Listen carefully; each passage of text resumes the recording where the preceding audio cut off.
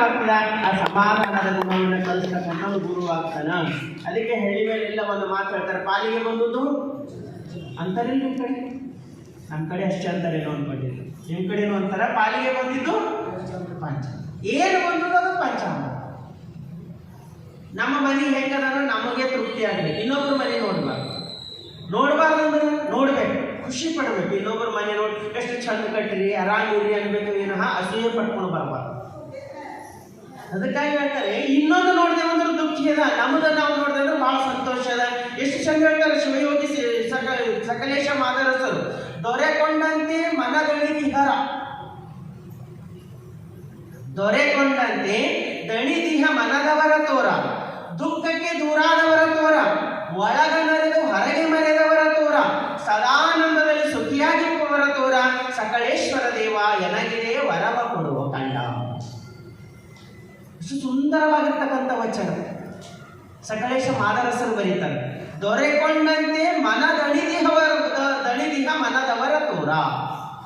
ಏನು ಸಿಕ್ಕದೋ ಅದರ ತೃಪ್ತಿ ಪಡಂಥವ್ರು, ಎಷ್ಟು ಸಿಕ್ಕದೋ ಅದರ ತೃಪ್ತಿ ಪಡ್ತಕ್ಕಂಥವ್ರು. ನೀವು ಸುಮ್ಮನೆ ನಡ್ಕೊಂಡು ಬರ್ತಾ ಇರ್ತೀರಿ ರೋಡಿನ ಮೇಲೆ, ನಿಮ್ಮ ಮನೆ ಪಕ್ಕದವ್ರೊಬ್ಬರು ಬರೋರು ಅಂತ ನಿಮ್ಮ ಎದುರಿಗೆ ಕಾರಿನಾಗ ಹೋಗ್ಬಿಡ್ತಾರೆ. ನಿಮ್ಮ ಮನಸ್ಸು ಏನು ಅನಿಸ್ತದ, ದೇವ್ರು ಎಂಥ ಅವರಿಗೆ ಕಾರ್ ಕೊಟ್ಟಾನ, ನಮಗೇನು ಕೊಟ್ಟಾನ ಅಂತ ಎಲ್ಲೋ ಒಂದು ಕ್ಷಣ ಮನಸ್ಸು ಸಣ್ಣದಾಗ್ತದೆ. ಅವ್ರಿಗೆ ಕಾರ್ ಕೊಟ್ಟಾನ, ನಮಗೇನು ಕೊಟ್ಟಾನ ಅಂತ ಎಲ್ಲೋ ಒಂದು ಕ್ಷಣ ಮನಸ್ಸು ಸಣ್ಣದಾಯ್ತಂದ್ರೆ ಮನಸ್ಸಿಗೆ ಬೋಧನೆ ಮಾಡ್ರಿ. ಏನಂತ ಬೋಧನೆ ಮಾಡಿದ್ರೆ, ದೇವರೇ ಅವ್ರಿಗೆ ಕಾಲ್ ಕೊಟ್ಟಿರ್ಬೇಕು, ಆದ್ರೆ ನನಗೆ ಬರ ನಡಿಲಿಕ್ಕಾಗಿ ಕಾಲ್ ಕೊಟ್ಟಿದ್ದಲ್ಲ, ಅದಕ್ಕೊಂದು ನಿನಗೆ ಧನ್ಯವಾದ ಅಂತ.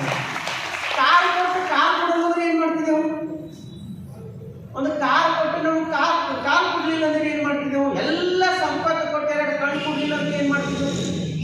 ಎಷ್ಟೋ ಜನ ICU ಒಳಗೆ ಪೇಷಂಟ್ ಬಿದ್ದಿರ್ತಾರ ಎಲ್ಲದವರಲ್ಲಿ, ಆದ್ರೆ ಆ ಬಾಯಿ ತರಕ್ಕೆ ಬರಲ್ಲ, ಒಂದು ತುತ್ತು ನುಂಗಕ್ಕೆ ಬರಲ್ಲ. ಏನು ಸಂಪತ್ತಿದ್ರೆ ಏನು ಸುಖ ಅದು. ಅದಕ್ಕೆ ದೇವರಿಗೆ ಪ್ರತಿ ಕ್ಷಣ ಕೃತಜ್ಞತೆ ಸಲ್ಲಿಸ್ಬೇಕಂತ, ಪ್ರತಿ ಕ್ಷಣ ಕೃತಜ್ಞತೆ ಸಲ್ಲಿಸ್ಬೇಕು.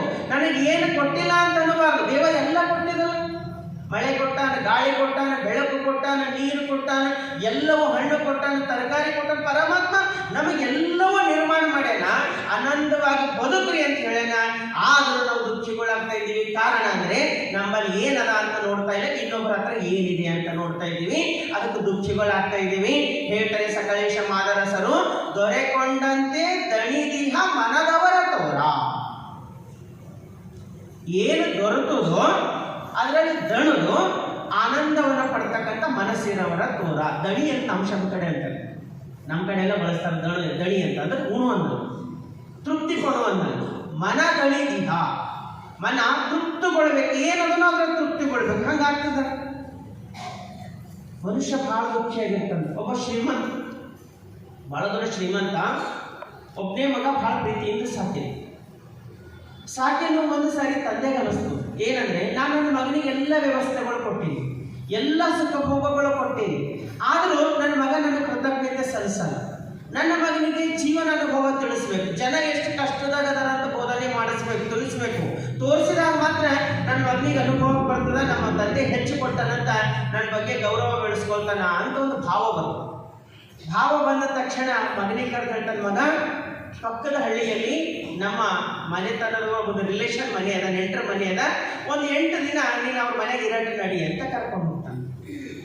ನಡಿ ಅವ್ರ ಮನೆಯಲ್ಲಿ ಇದ್ದು ಬರಟ್ಟಿ ಅಂತ ಕರ್ಕೊಂಡು ಹೋಗ್ತಾನ. ಆ ಮಮ್ಮಿ ಭಾಳ ಸಂತೋಷ, ಹಳ್ಳಿ ಊರಿಗೆ ಹೋಗೋದು ಭಾಳ ಸುಖ ಅನಿಸ್ತದ. ಆಗ್ಲಿ ಅಂತ ತಂದೆ ಜೊತೆ ಹೋಗ್ತಾನ. ತಂದೆ ಒಯ್ದು ಆ ಮನೆಯಲ್ಲಿ ಬಿಡ್ತಾನ, ಬಿಟ್ಟು ಹೋಗಿಬಿಡ್ತಾನೆ ಶ್ರೀಮಂತ. 1 ವಾರ ಆ ಮಗು ಮನೆಯಲ್ಲಿ ಇರ್ತದೆ. 1 ವಾರ ಆ ಮಗು ಮನೆಯಲ್ಲಿ ಇರ್ತದ. ಹಳ್ಳಿ ಮನೆ, ಸಣ್ಣ ಮನೆ, ಅದರಲ್ಲಿ 1 ವಾರ